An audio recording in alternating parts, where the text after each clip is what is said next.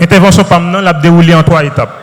En 3 étapes, pour que me suive des démarches méthodologiques qui proposées par 2 philosophes canadiens. Je parle de Claude Paris et Yves Bastarache, qui ont écrit ensemble Philosopher, pensée critique et argumentation. Dans le texte, je propose nous, qui sommes apprentis philosophes, lorsque nous avons intervenu sur un sujet, nous devons passer par 3 étapes. Il s'agit bien de l'analyse conceptuelle, puisque la philosophie, ce n'est pas seulement une activité de création de concepts, pour répéter Deleuze et Guattari, mais c'est en même temps une activité de clarification conceptuelle. Deuxièmement, procéder à une espèce de problématisation qui est cet art ou cette science qui nous permet de soulever les problèmes pour répéter la philosophe française contemporaine Jacqueline Ruiz. Et enfin, m'a procédé à un petit peu en argumentation par rapport à l'idée que je voulais proposer à la communauté scientifique. Là. Maintenant, la question c'est que nous apprennent les nouveaux savoirs en sciences humaines et sociales qui pénètrent à l'UEH sur Haïti aujourd'hui. Malheureusement, camarade Kervins et camarade Piervensky, à mon sens, ont une faiblesse en histoire des sciences, dans la mesure où, merci,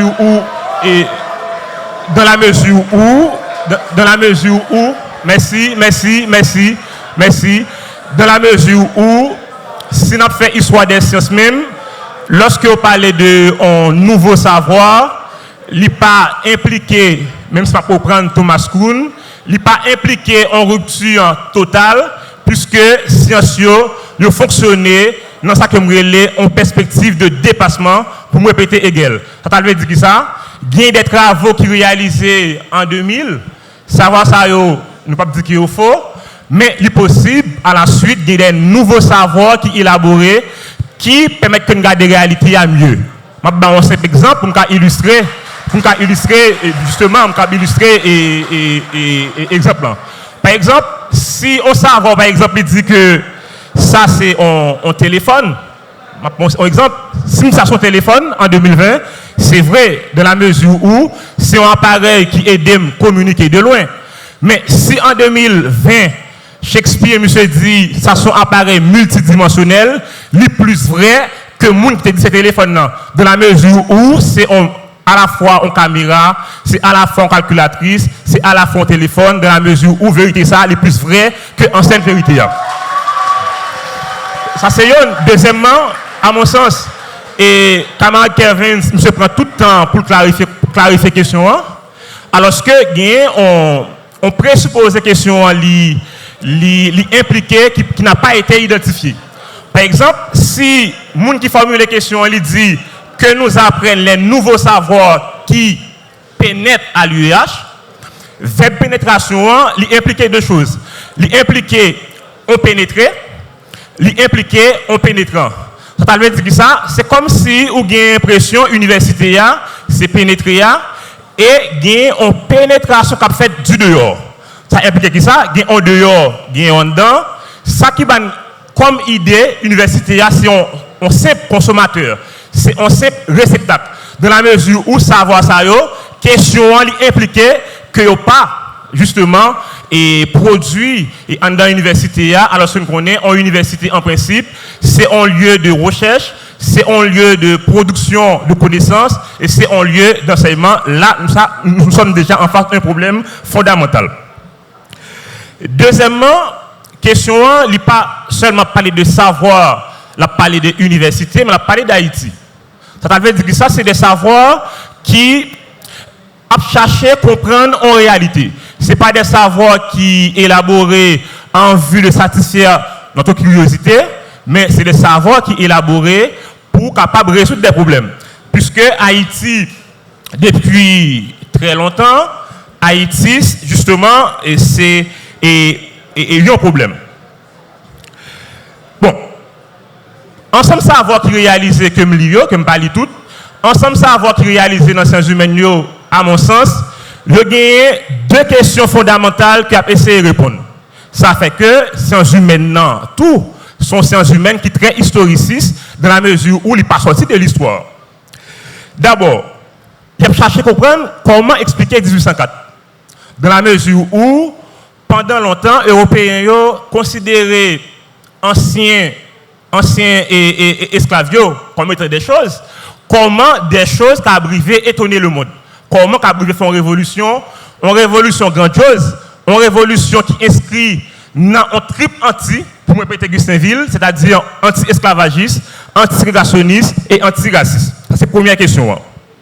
Deuxièmement, c'est comment expliquer, par exemple, au pays qui fait indépendance, 1804, indépendance c'était une promesse, liberté, égalité, une sorte d'égale liberté, pour me reprendre Étienne Balibar, le philosophe français contemporain. Donc comment, par exemple, expliquer que pendant longtemps, Haïti nous pas arrivé à penser le commun. Autrement dit, comment expliquer justement que Haïti, pendant longtemps, l'y plongé dans une difficulté, l'y plongé dans un problème de redistribution de richesse.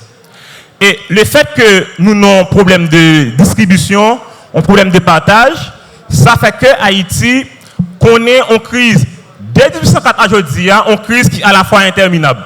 Interminable dans la mesure où son crise qui n'est pas jamais finie.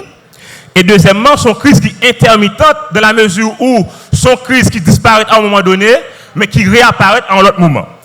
Et troisièmement, son crise qui est multidimensionnelle dans la mesure où c'est toute société qui est en crise, que ce soit dans la politique, que ce soit l'économie, que ce soit le social, que ce soit l'éducation, l'environnement, la santé, la justice, la sécurité, pour citer ça seulement.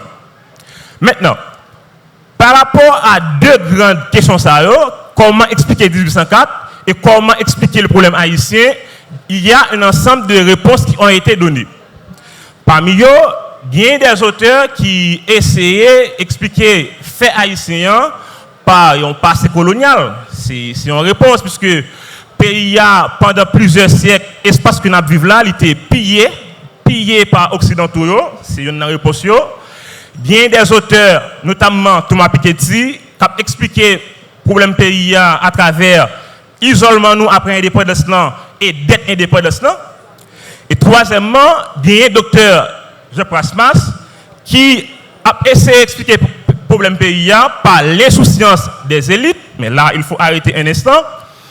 L'insouciance des élites, dans la vocation de l'élite, Jean Prasmas dit que il y a une catégorie de la société qui c'est élite.